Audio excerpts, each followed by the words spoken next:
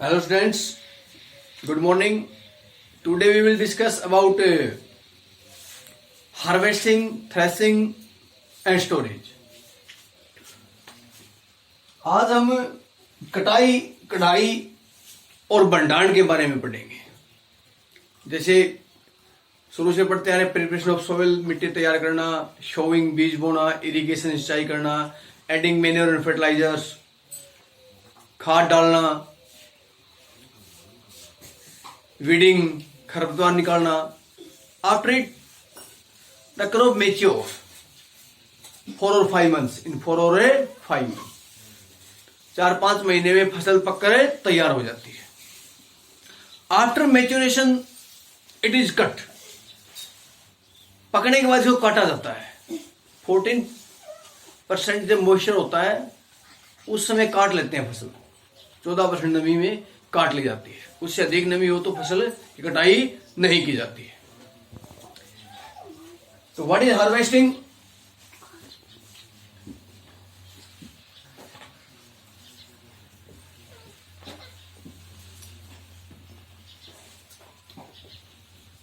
Cutting of crop after it is mature, पकने के बाद फसल को काटना हार्वेस्टिंग कहलाता है, कटाई कहलाता है। Farmer cut crops are cut near to ground, जमीन के नजदीक से फसल को काट लेते हैं। मोस्टली कुछ को थोड़ा सा ऊपर से भी काटते हैं। It is done manually by farmers with the help of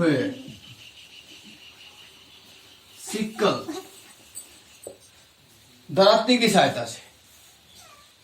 किसान हाथों से दराती की सहायता से फसल को काटते हैं।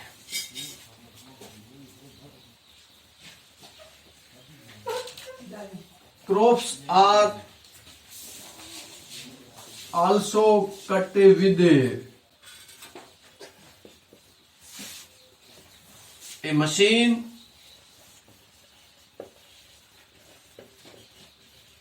known as harvester. Harvester machine की सहायता से भी फसलों को काटा जाता है। जैसे रीपर वगैरह से कटाई करते हैं, वैसे भी और भी मशीनें हैं, ऐसे फसलों को काटा जाता है हार्वेस्टर की सहायता से।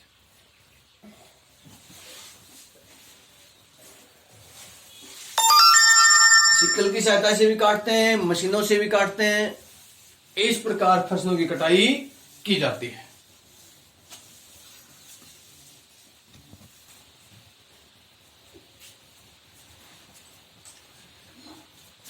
फसलों को काटने के बाद दे आर कलेक्टेड टुगेदर, इकट्ठा कर लिया जाता है। इकट्ठा करने के बाद उनकी थ्रेसिंग की जाती है।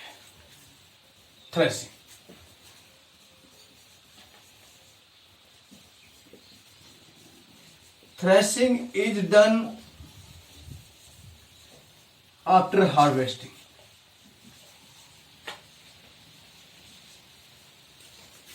कटाई के बाद कढ़ाई with the help of A machine की सहायता से करते हैं। कंबाइन की सहायता से भी। कंबाइन क्या होता है? कंबाइन ये दोनों है, हार्वेस्टर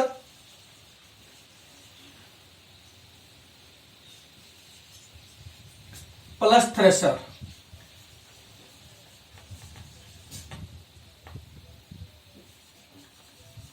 ये दोनों का काम करती है कंबाइन, काटती भी और कढ़ाई भी करती है। वैसे थ्रेशर की सहायता से, मशीन की सहायता से थ्रेसिंग की जाती है, फसलों को की कढ़ाई की जाती है। कंबाइन में दोनों काम एक साथ हो जाता है, कटाई और कढ़ाई एक साथ हो जाता है। After harvesting grains are separated from चाप।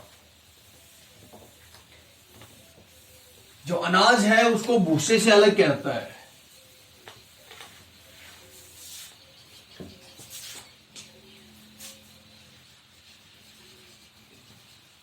ग्रेन्स आर सेपरेटेड फ्रॉम चाप। अनाज को भूसे से अलग करना, this is known as threshing. इसको बोलते हैं थ्रेसिंग, कढ़ाई, अलग कर लेना अनाज को। लार्ज स्केल पे जो फार्मर हैं वो मशीनों से करवाते हैं, छोटे किसान हैं वो विनोविंग कर लेते हैं। Winnowing,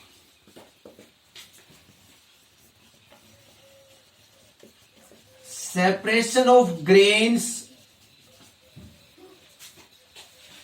from chaff with the help of wind। हवा की सहायता से भूसे को अलग करना अनाज से। जैसे मैन्युअली पशुओं के द्वारा वैसे उसको बारीक कर देते हैं, फिर उसको विनोविंग करते हैं, बरसाना, एक प्रकार से बरसाते हैं अनाज को। ऐसे हवा में अनाज एक तरफ हो जाता है, भूसा एक तरफ हो जाता है। इस प्रकार भी थ्रेसिंग की जाती है। इंडिया में हार्वेस्टिंग सीजन होता है मोस्टली मार्च अप्रैल। बहुत से स्टेट्स के अंदर इसके दौरान फेस्टिवल्स आते हैं, they are celebrated. This is all about harvest and threshing. Last agriculture practice, storage.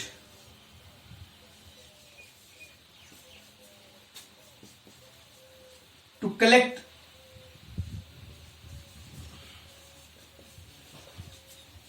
the harvested,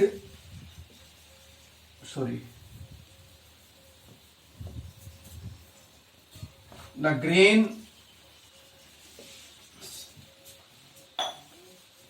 at a place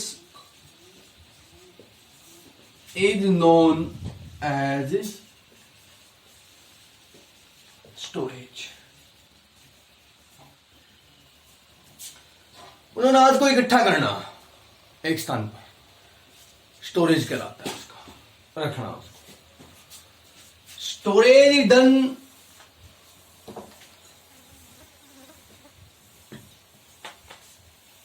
जो स्टोरेज है वो क्यों करते हैं?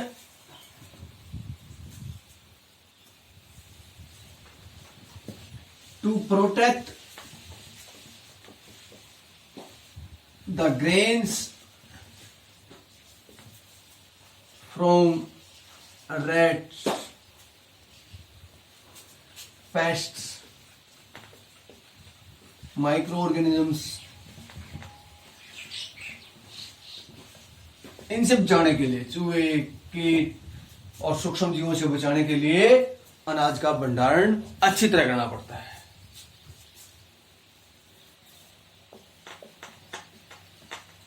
स्टोरेज इज डन केयरफुली, ध्यानपूर्वक करना पड़ता है। फार्मर्स यूज नीम लीव्स, नीम की पत्तियां डाल देते हैं अनाज में। Farmers store the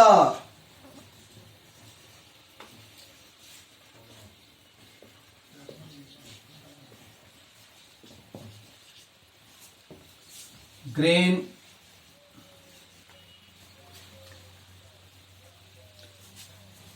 in jute bags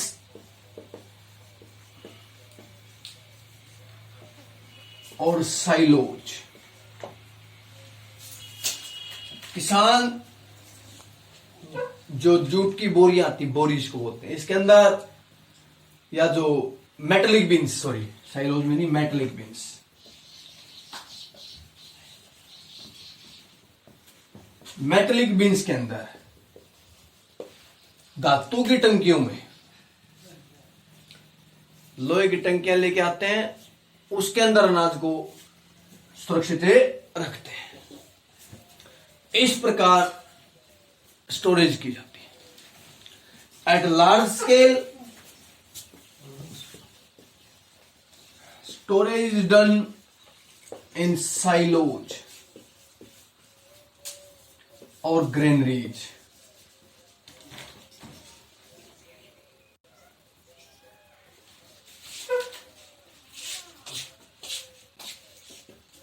और ग्रेनरी और साइलोज में बड़े भंडार, अनाज के जो बड़े भंडार होते हैं, साइलोज भंडार, जैसे बड़े बड़े जो फूड एंड सप्लाई डिपार्टमेंट है, खाद्य विभाग है, वो प्रोड्यूस करता है ऐसे अनाज के भंडार, बड़े बड़े भंडार बनाता है, वहां रखा जाता है। Chemicals are used, chemicals are used to protect the grain. अनाज को बचाने के लिए केमिकल्स का यूज आता है, वहां छिड़काव करते हैं, प्रॉपर समय समय पर देखभाल की जाती है। इस प्रकार अनाज का भंडारण होता है। तो आपको खेत की तैयारी से लेके और अनाज के भंडारण तक सारा कुछ समझा दिया है, बता दिया है। बुक में से लेसन पढ़ें, कोई समझ में नहीं आए तो कुछ बताएंगे, उनको कमेंट करें, पूछ सकते हो, मैनुअली सीधा व्हाट्सएप पर पूछ सकते हो, या फिर फोन करके कोई समस्या है तो पूछ सकते हो। एनिमल हस्बेंड्री, खेती के साथ साथ पशु पालना,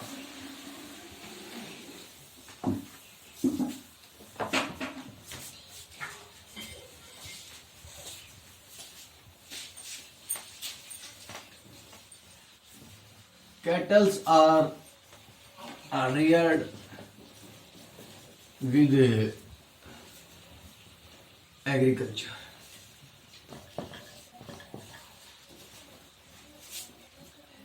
खेती के साथ साथ पशुओं को पाला जाता है। उनका फूड, शेल्टर, वाटर इत्यादि की उचित ध्यान रखा जाता है। भोजन, पानी, रहने का स्थान, डिजीज, बीमारियों से बचाव, इन सब का उचित प्रबंधन किया जाता है। इसको बोलते हैं एनिमल हस्बेंड्री। एनिमल हस्बेंड्री, पशुओं को पालना, उनकी देखभाल करना, उनके लिए भोजन की व्यवस्था करना, उनके लिए आश्रय स्थल, रहने का स्थान बनाना, बीमारियों से बचाना, ये सब आता है एनिमल हस्बेंड्री के अंदर। स्टोरेज में आपको अनाज का जो भंडारण है उसमें आपको बताया था कि भाई आपने कॉमनली भी देखा होगा कि अनाज जो फ्रेश,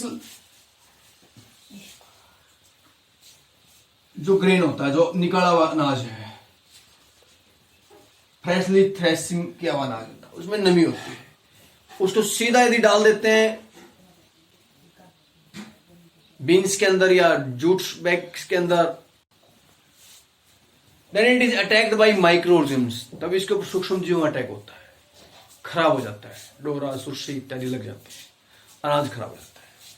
तो प्रॉपरली ड्राई अप करके we should store the grain after drying it properly, अच्छी तरह से सुखा के डालना चाहिए। तो ये लेसन आपका कंप्लीट हुआ। नेक्स्ट लेसन आगे करवाएंगे। आज के लिए इतना ही, धन्यवाद।